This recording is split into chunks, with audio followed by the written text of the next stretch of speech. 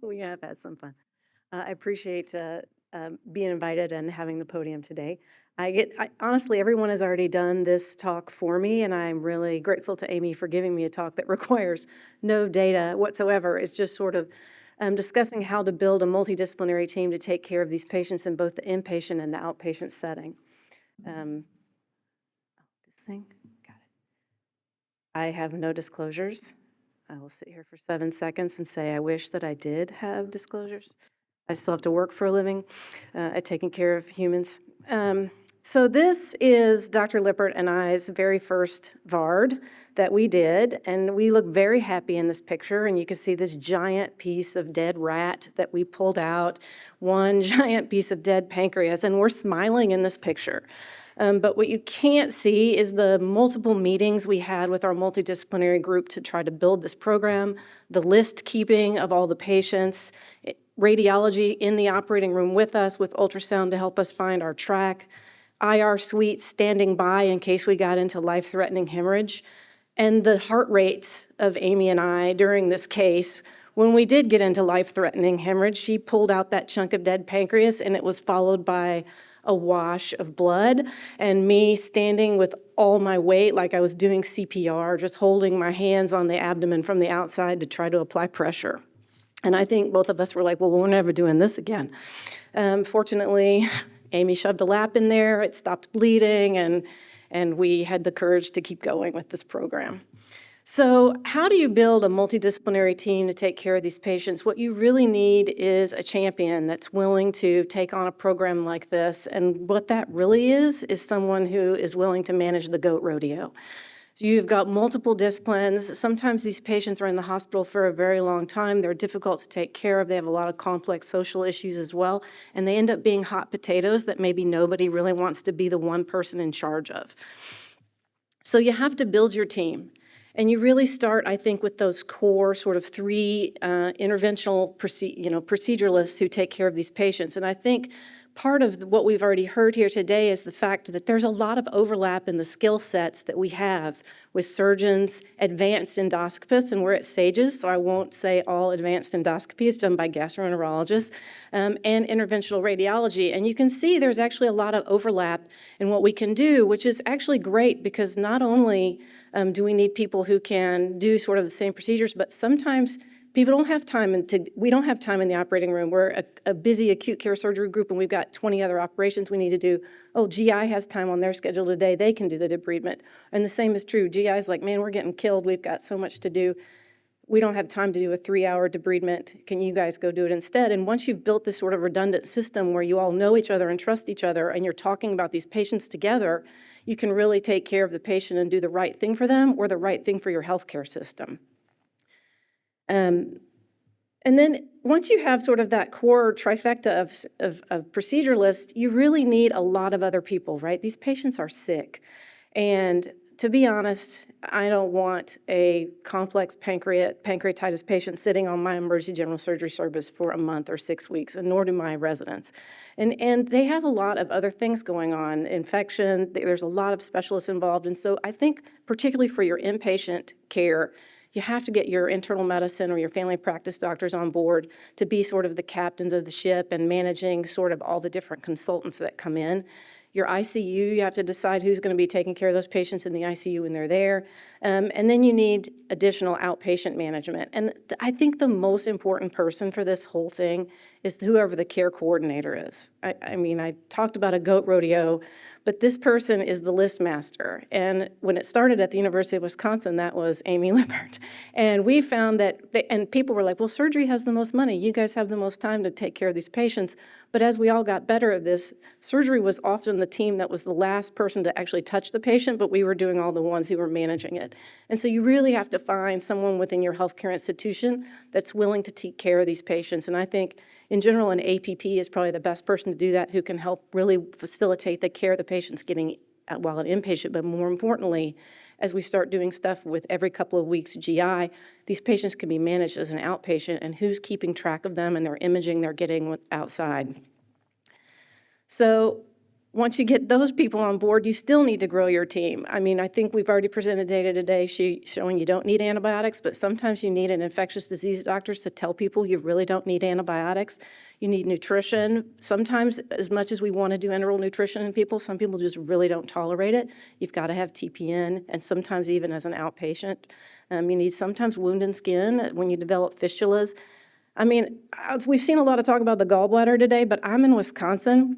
Alcohol is still a real reason for pancreatitis where I work. And a lot of these patients may develop chronic pain because of their issues. You might need some AODA. Our interventional radiologists are great at reading the images for us, but a lot of teams still need a diagnostic radiologist as well as part of their multidisciplinary team. And then once you build this team, protocolize your care so that you're not having to reinvent every time you see a patient. Really have developed guidelines about how you're going to deal with antibiotics, what you're going to do for anticoagulation for the various visceral thrombosis that inevitably happen, how you're going to deal with their nutrition both in an inpatient and an outpatient setting, and develop care pathways, who gets consultant, note templates so that you're not spending all your time during documentation. And then I think the most important thing is setting a case conference. It's not sexy like a tumor board, but this case conference that you have when you all get together to talk about these patients, I think is actually ended up being, for me, one of the most rewarding things in my career, the relationships we've made across specialties. Set that meet, whether it's every 2 weeks or once a month, to take care of these patients, especially when you've moved them to the outpatient setting. And then it's really important to track your data. You have to QI your own program, and as was brought up, we actually don't have a database. We don't have any but one code about how to take care of this. We need to be able to follow these patients and see how we can continue to advance the care as we've already done over the last 2 decades. So this is just an example. What any patient that was admitted and is admitted at the University of Wisconsin, there's an order for acute pancreatitis, and all 3, interventional radiology, gastroenterology, and surgery, are all consulted, and they're all admitted to internal medicine. And then we had our own care guidelines as well. The multidisciplinary team meeting is probably the most important part of this work group. And what this really does is you all learn from each other and you grow from each other. And I'm just going to actually skip this. So our necrotizing pancreatitis sort of interventional trinity. This is the team. We're all together every time we're talking about what we're doing.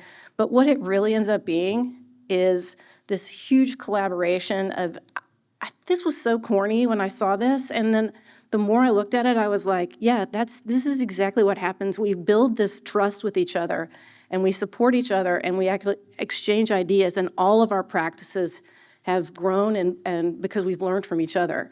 But a lot of the time it's this, which the sound didn't show up, but it's triple dog daring somebody to do something. And so what ends up happening is we get together, and one of us will be like, well, I think I can get to this.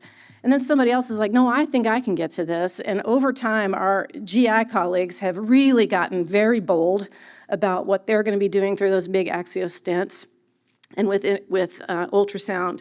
More importantly, this is one of my favorite IR partners who would come to the operating room with us and watch us reach around in the retroperitoneum with a big pair of ring forceps. And we have taunted him into putting in bigger and bigger drains. He's basically putting chest tubes into the retroperitoneum for us now. And he's made those drain tracks so big that he can put surgical instruments through his drain tracks. And so this is an image of him squirting a little contrast in the retroperitoneum using a ringed forceps that is used mostly for thoracic cases and reaching in and doing that debridement. And when I saw Mike's video of this, I was like, oh, contrast in that pocket. That's a great idea. And so the next time I went to the operating room, I'm using his tricks. And so this is this thing where we're just all learning from each other through daring each other to kind of do bolder and bolder or dumber and dumber things.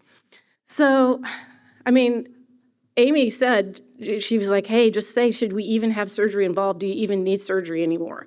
I think we have all established that there's always going to be a role for surgery in taking care of this. Maybe not as frequently as it used to be, and that's okay, it's good for our patients, but surgeons still need to be involved.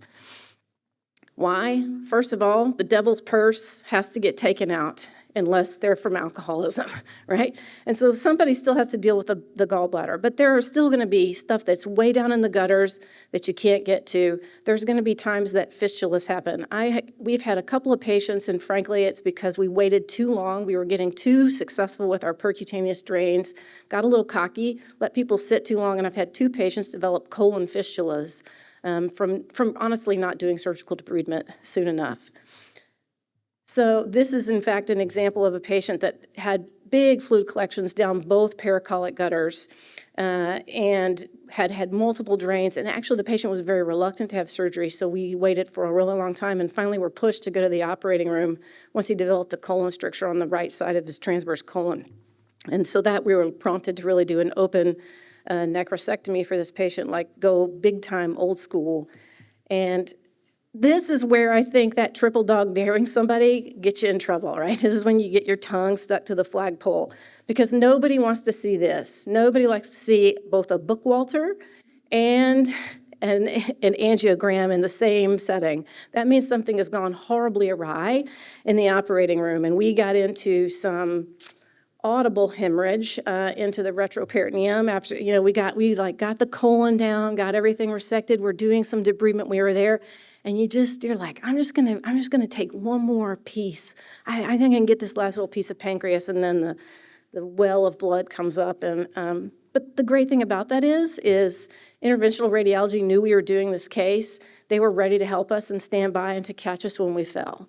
And so I'll go back to this and just say that building this collaborative team and working across specialties enables you to really trust each other and know that they're going to support you. It allows you to be really bold with your care and push the boundaries of your care, moving things more outpatient, doing things more in one setting.